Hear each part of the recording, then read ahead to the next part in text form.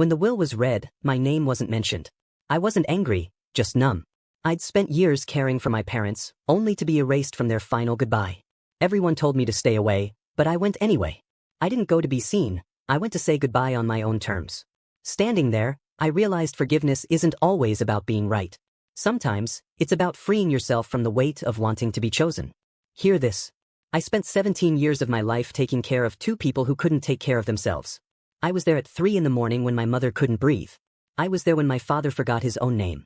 I managed their medications, their finances, their fears, their loneliness. I showed up every single day, without complaint, without expectation.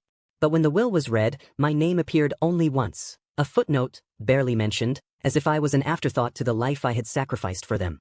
This is the story of what happened when I decided to go to their funeral anyway, not for them, but for me. Welcome to my Reddit diaries, where every story reveals the unseen battles within families. Don't forget to subscribe, and tell me in the comments, where in the world are you watching from? The lawyer's office was cold. Not the kind of cold you feel on your skin, but the kind that settles deep in your chest. I sat there in a leather chair that cost more than my monthly rent, staring at the document in front of me. My hands were steady. My breathing was normal. I looked like a man who was fine. But inside, something had just stopped working. The lawyer was named Harold Finch. He was probably 60, with gray hair and reading glasses that hung from a chain around his neck. He'd been my parents' attorney for 15 years. He knew me. He'd seen me bring them to appointments, sign documents, answer questions on their behalf. And now he was reading their will to me like I was a stranger. The house will be liquidated, he said, his voice flat and professional. The proceeds, along with the remaining assets in the investment account, will be divided as follows. 50% to Margaret Collins, the daughter. 40% to the estate charitable fund. And 10%. He paused. He shouldn't have paused. 10% to Daniel Collins, the son, in the amount of approximately $20,000. I didn't say anything. I couldn't. The words were still forming in my head, bouncing around like they didn't have a place to land. He continued. Additionally, there is a personal note attached to Daniel's portion. It reads, and to my son $20,000, with my hope that he continues to find happiness in his life. Not even my name. Just, my son. I stood up. I thanked Mr. Finch. I walked out of the office and down the hallway and into the elevator. I pressed the button for the ground floor and watched the numbers count down. When the doors opened, I walked to my car and sat in the driver's seat with my hands on the steering wheel. I sat there for 2 hours. I didn't cry. I didn't rage. I didn't do anything. I just sat there, staring at nothing, feeling absolutely nothing. The thing about betrayal is that it doesn't always come with warning signs. Sometimes the people you love most are betraying you the entire time, and you don't even know it. You think you're doing something meaningful. You think you're being seen. But all along, you're just invisible. I grew up in a house where I learned to be useful. My father had his first heart attack when I was 22. My mother developed arthritis that progressively got worse over the years. I was their youngest child, the only one who didn't move away, the only one who had the kind of job that allowed flexibility. So I became their support system. I became their solution. My sister Margaret lived in Portland. She was a marketing executive, making 6 figures, driving a Tesla, posting pictures of her life on Instagram that looked like it came from a magazine. She called our parents maybe twice a month. She visited once a year, usually around a holiday, and when she did, the house transformed. My mother would have her hair done. My father would wear his good clothes. And suddenly, everything about Margaret was magnificent. She's doing so well for herself, I'd hear my mother tell people on the phone. Such a successful woman. We're so proud of her. And I would be there in the kitchen, making dinner, or in the living room, helping my father with his medications, or in the garage, fixing something that had broken. My mother would squeeze my hand and say, "What would we do without you?"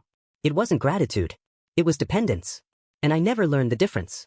I was 25 when I first started noticing that something was wrong. Margaret was visiting for Christmas, and we were all sitting at the dinner table. My father had had a bad day, his heart was acting up, and he'd been anxious and irritable. I'd spent the afternoon with him, talking to him, reassuring him, keeping him calm. But when Margaret arrived, he came alive. He laughed at her jokes. He asked about her job with genuine interest. He was present in a way he hadn't been with me. Later that night, after everyone had gone to bed, I called my therapist. I told her I felt invisible. She told me that wasn't my fault. That people sometimes love us in limited ways, not because we're unlovable, but because they're unequipped to love us the way we need. I didn't believe her then.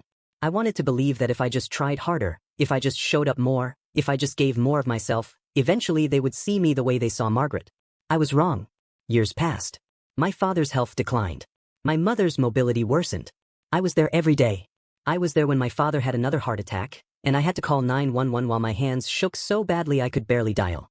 I was there when my mother cried because she couldn't climb the stairs anymore. I was there when they both seemed to give up, when they looked at me with eyes that said they were tired of living but didn't know how to say it. And through all of it, Margaret called maybe once a week. She sent gifts on birthdays. She visited for their anniversary party, took pictures, and left the next morning. My parents never said anything to me about feeling abandoned by her. They never complained about her absence. They understood that she had her own life. But to me, they never stopped reminding me of how much they needed me, how lost they would be without me, how grateful they were for my sacrifice. Gratitude was their currency, and obligation was mine. The night before the will reading, I couldn't sleep. I lay in bed and thought about my parents. I thought about my mother's face when she looked at Margaret, the way her eyes lit up with pride. I thought about my father bragging to his friends about Margaret's promotion, never once mentioning the things I did for him every single day. I told myself that the will didn't matter. Money didn't matter. What mattered was that they loved me, and I loved them, and we had a good relationship despite everything. I was lying to myself. The morning of the will reading, I dressed in a button-down shirt and dress pants. I combed my hair. I looked in the mirror and saw a man who was about to have his entire life reframed. I just didn't know it yet. The lawyer had called and said it was important that both Margaret and I be present for the reading. Margaret flew in from Portland the day before.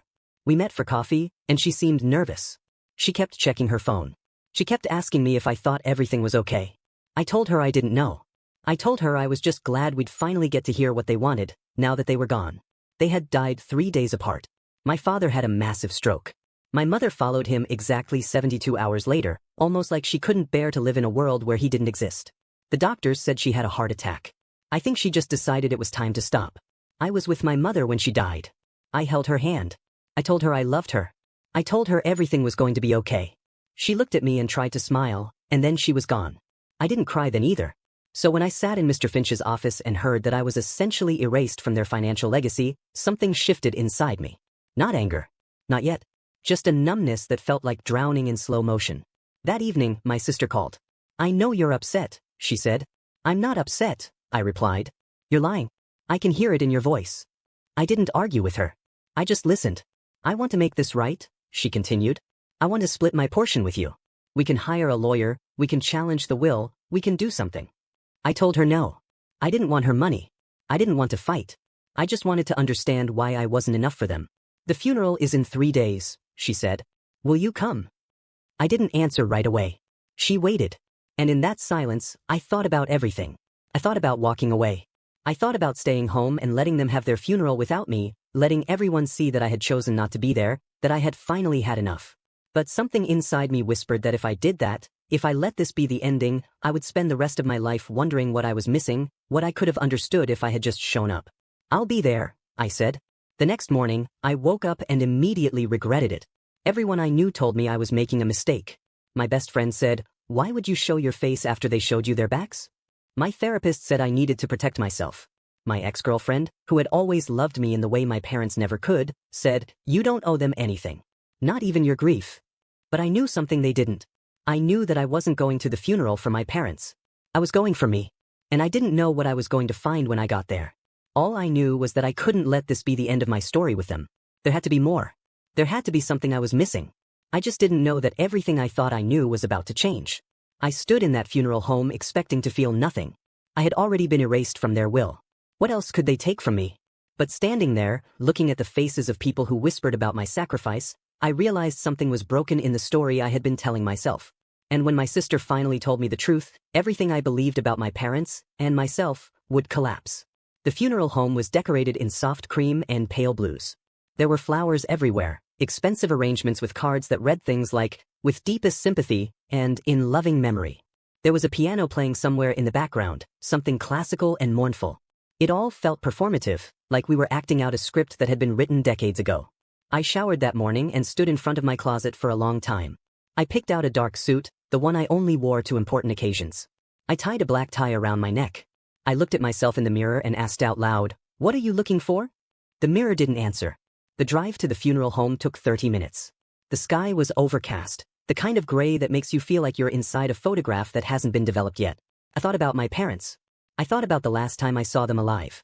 My father in a hospital bed, machines beeping around him, his breathing shallow and labored. My mother 3 days later, her hand cold in mine, her eyes already looking at something I couldn't see. I didn't think about the will. I was trying very hard not to think about the will. When I arrived, there were already cars in the parking lot. Family members, neighbors, friends from my parents' church. People who would come to pay their respects and then go back to their lives. People who wouldn't think about my parents again until something reminded them to. But I would think about them every single day for the rest of my life. That was the thing about being a caregiver. They became part of your cellular structure. They lived inside you whether you wanted them to or not. I walked through the front doors and immediately saw Margaret. She was standing near the entrance, dressed in black, her hair pulled back in a neat bun. When she saw me, her face transformed. Relief flooded her features, followed by guilt. She rushed over and pulled me into a hug. Her arms felt fragile, like they might break if she held too tight. She whispered into my shoulder, "Thank you for coming. I wasn't sure you would." I didn't hug her back. I just stood there and let her hold me while people watched. We walked into the main room together. There were 2 open caskets at the front, positioned side by side. My parents looked peaceful, which was strange because they had rarely looked peaceful in life. My father was always worried about something. His heart, his finances, his legacy. My mother was always in pain, always adjusting in her chair, always trying to find a position that didn't hurt. But here, in death, they both looked like they had finally found what they were looking for. I approached slowly. Margaret stayed a few steps behind me, giving me space. I stood in front of the caskets and looked at the 2 people who had shaped every moment of my life. I tried to feel something profound. I tried to access some deep well of emotion that would make this moment meaningful. But all I felt was tired. "Hi, Mom," I whispered. "Hi, Dad." I stood there for a while. People came and went around me. Some touched my arm as they passed. Some said things like, "I'm so sorry for your loss," and "They loved you so much." The last phrase stuck with me. They loved you so much. If they loved me so much, why was I worth so little? The funeral service didn't begin until 2 o'clock. Before that, there was the receiving line, where family members stood and accepted condolences. Margaret stood at the far end, crying quietly. I stood next to her, dry-eyed and distant. People hugged me. People told me stories about my parents that I had never heard. One of my father's co-workers from 30 years ago told me about a time my father had helped him through a difficult period. He said my father had been the most generous man he ever knew. I almost laughed. Generosity was not a word I would have used to describe my father. But I nodded and thanked him for coming. Around 1 o'clock, I walked outside to get air. I needed to be away from the flowers and the whispers and the accumulated grief of all these people who thought they knew my parents. I sat on a bench in the parking lot and smoked a cigarette, even though I don't smoke. I just needed something to do with my hands. Margaret found me there. She sat down next to me without asking permission. "I need to tell you something," she said. I didn't respond. I just waited. Before Dad died, he called me. He wanted to explain about the will. He said Mom had wanted to leave you the house, but he convinced her not to. He said you were already sacrificing so much, and they didn't want to burden you further. I turned to look at her. Burden me? Margaret, I've been their entire support system for 17 years. A house wouldn't burden me. It would have been something. It would have meant I mattered. You do matter, Margaret said. That's what I'm trying to tell you. They were drowning, Daniel. We were all drowning and you couldn't see it. She opened her purse and pulled out a sealed envelope. It was cream-colored, with my name written on the front in my mother's handwriting. The letters were shaky, written with the uncertain hand of someone whose arthritis had become severe. "What is this?" I asked. Mom wrote it 3 months before she died. She gave it to me and told me to give it to you after the funeral. She said it was important. She said there were things she needed you to understand. I didn't take the envelope. I just looked at it like it might explode if I touched it. "I'm not reading that today," I said. "I know," Margaret replied. "But you need to know what it says." She talks about the will. She talks about why they made the choices they did. And Daniel, there's more. She took a deep breath. Our parents were broke. Like actually broke. Mom's medical bills over the years, Dad's treatments, their living expenses. They had liquidated most of their savings years ago. The lawyer told them they needed to protect what was left. He told them that if they left everything to you, it would just become a liability. That you'd be stuck managing debt that wasn't yours. I didn't say anything. Dad was ashamed, Margaret continued. He didn't want you to know. He kept saying that you had already given them so much, and the least they could do was not saddle you with their problems. Mom wanted to tell you the truth. They fought about it constantly. But Dad was afraid you'd refuse to let them be practical about it. He was afraid you'd try to fix it, and it would just hurt you more. So instead, they just erased me, I said. No, Margaret said firmly. They tried to protect you. And yes, maybe they did it wrong. Maybe they should have told you the truth. But it wasn't about you not maturing. It was about them loving you so much that the thought of burdening you made them crazy. I stood up and walked away from her. I needed distance. I needed to think. I walked around the parking lot, past the cars, past the entrance to the funeral home. I thought about my parents' financial struggles. I thought about all the times my mother seemed distracted, worried. I thought about my father working extra hours despite his heart condition, despite being exhausted, despite being in pain. I had been so focused on feeling abandoned that I never stopped to consider that they might have been trying to protect me. That their silence might have been an act of love, not an act of rejection. Margaret caught up with me by my car. "There's something else," she said. "Dad told me to tell you this. He said they were so proud of you. He said they watched you sacrifice and give and pour yourself out for them, and it broke their hearts. He said if they could do it again, they would tell you every day that you were enough. That you were more than enough." I didn't cry. I still couldn't cry. But something inside me started to shift, like the foundation of my entire understanding was being rebuilt. "I wasn't here," Margaret said quietly. "I know that. I chose my career. I chose my life in Portland. And I'll regret that for the rest of my life. But they understood. They never made me feel guilty about it. And they never stopped loving me, even though I wasn't there when they needed me most. You were there, Daniel. You showed up every single day. And they knew. They saw you. Even if they couldn't say it the way you needed to hear it." The funeral service started at 2 o'clock. I sat in the front row between Margaret and an empty chair, the one that would have been for my father if he was alive. The pastor talked about my parents' faith, their kindness, their dedication to their family. He didn't know them. He barely knew them. But he read the words that the funeral home had suggested, and people cried, and it was all very civilized and very empty. Margaret stood up and delivered a eulogy. She talked about their parents' greatest regret, though she didn't say exactly what it was. She talked about their inability to express love in certain ways, their limitation in communication. She read passages from a letter, one that I didn't recognize until I realized it was my voice. It was a letter I had written to my sister 3 days ago, one I had never intended for anyone to see. In that letter, I had written about forgiveness. I had written about understanding that my parents were broken people trying to do the best they could. I had written about accepting that sometimes love fails to translate, but that doesn't make it any less real. I didn't remember writing those words, but they were mine. And hearing them read aloud in front of everyone, I understood that I had already made peace with this. Some part of me had already let go. After the service, we went to the cemetery. They lowered 2 caskets into the ground while we all stood silently. I stood next to Margaret, and for the first time since my father died, I felt like we were standing together on the same side of something, rather than on opposite sides of an argument that neither of us had started. The envelope with my mother's handwriting was still in Margaret's purse. I hadn't read it yet, but I knew that when I did, everything I believed about my parents would change. And I wasn't sure I was ready for that. Before we continue, tell me in the comments, have you ever discovered that someone you loved was struggling in silence? What changed when you finally knew the truth? Now let's continue. Standing at their grave, I realized that forgiveness isn't something you find. It's something you build, piece by piece, moment by moment. I had spent so long waiting for my parents to see me that I never stopped to see myself. But in their absence, I finally understood. My worth was never dependent on their recognition. And their love, imperfect as it was, had shaped everything good inside me. I read my mother's letter 2 weeks after the funeral. I was sitting on my bed in the apartment I had grown up in, the one my parents had wanted to leave to me but couldn't. The envelope felt heavy in my hands, even though it weighed almost nothing. I opened it slowly, carefully, like it might disintegrate if I wasn't gentle enough. My mother's handwriting was shaky but legible. She had written about the will first. She said that the decision had torn her apart. She wrote about nights when she couldn't sleep, when she would lie next to my father and wonder if she was making the right choice. She wrote about the conversation she had wanted to have with me 1,000 times but never did. Then she wrote about me. She said she had watched me grow up and become a man she was proud of. She said she had watched me sacrifice, and it had made her heart ache because she knew that someday I would wake up and realize what I had given up. She wrote that she was sorry. She wrote that she was so deeply, profoundly sorry. She wrote, "If I could do it again, I would tell you every day that you are enough. That you were always enough.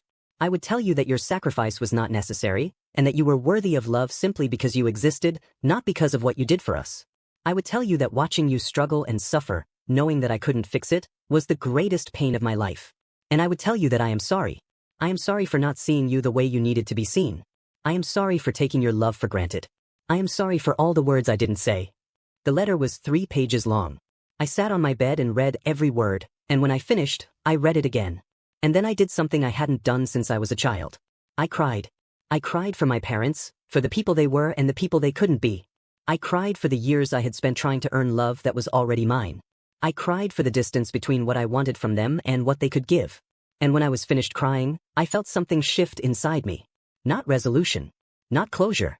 Just acceptance. The kind of acceptance that comes when you stop demanding that the past be different and start accepting that it was what it was. The funeral home had called asking if Margaret and I wanted to distribute our parents' belongings or have them handle it.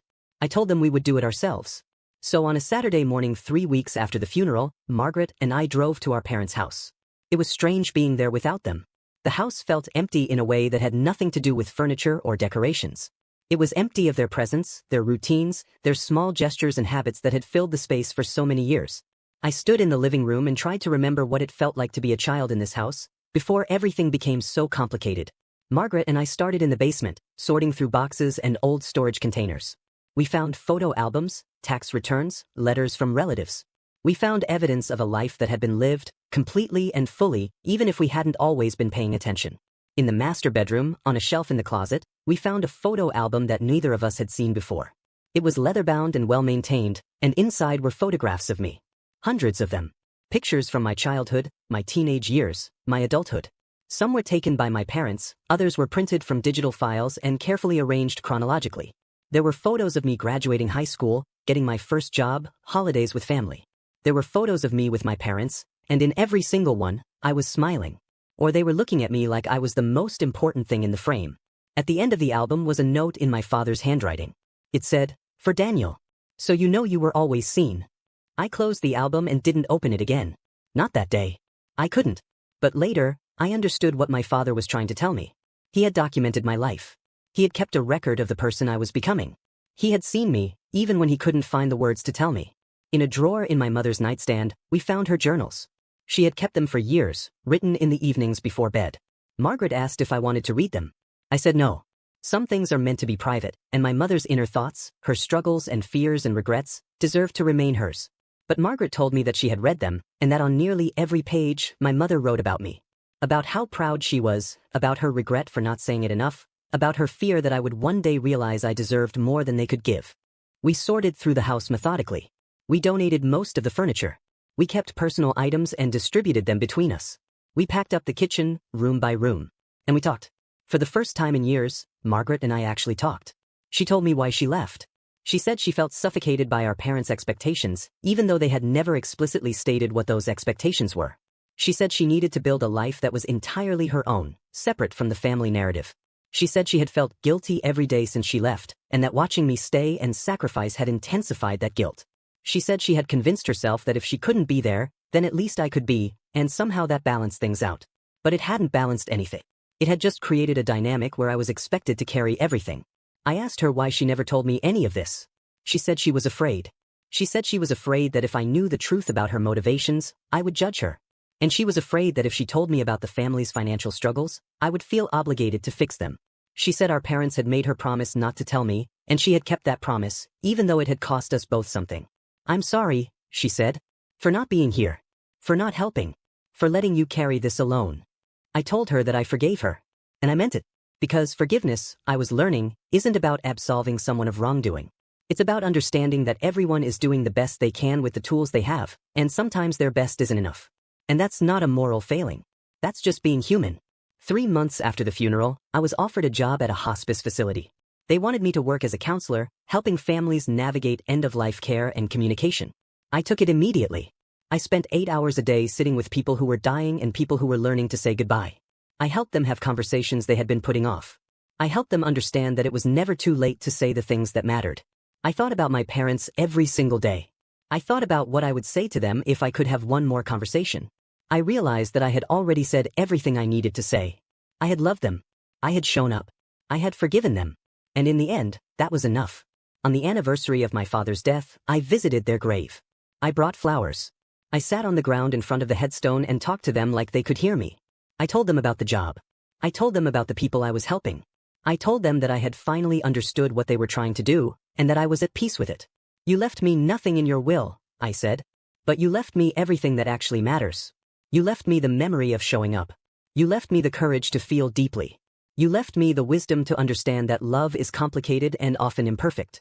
And you left me the choice to keep my heart open, even after it's been broken." I sat there as the sun began to set, casting long shadows across the cemetery. The light was warm and golden, the kind of light that makes everything look like it's been forgiven. And I realized something fundamental: closure isn't about everything making sense. It's about accepting that some things never will, and being okay with that anyway. The will didn't define my relationship with my parents. The money didn't determine my worth. And my sacrifice, as painful as it had been, had taught me something that no inheritance ever could. It had taught me that love isn't transactional. It's not something you earn or deserve. It's just something that exists, broken and imperfect and absolutely real. I drove away from the cemetery that night understanding that I had finally let my parents go. Not out of anger, not out of rejection, but out of love. I had released them from the expectations I had placed on them. And in doing so, I had released myself. And that, I realized, was everything. Thank you for watching this story with me. If this resonated with you, if you've ever struggled to forgive someone you love, or if you felt invisible in the people who should have seen you most clearly, I want to hear from you. Leave a comment below and share your story. Tell me your name, tell me where you're watching from, and tell me what this story meant to you. Subscribe to my Reddit diaries for more stories about the unseen battles within families, the secrets we keep, and the moments that change everything. New stories drop every week, and each one is a glimpse into someone's truth, someone's pain, and someone's journey toward healing. Don't forget to hit that notification bell so you never miss a story. And if you know someone who needs to hear this, share it with them. Because sometimes, the most powerful thing we can do is remind each other that we're not alone. Thank you for being here. I'll see you in the next story.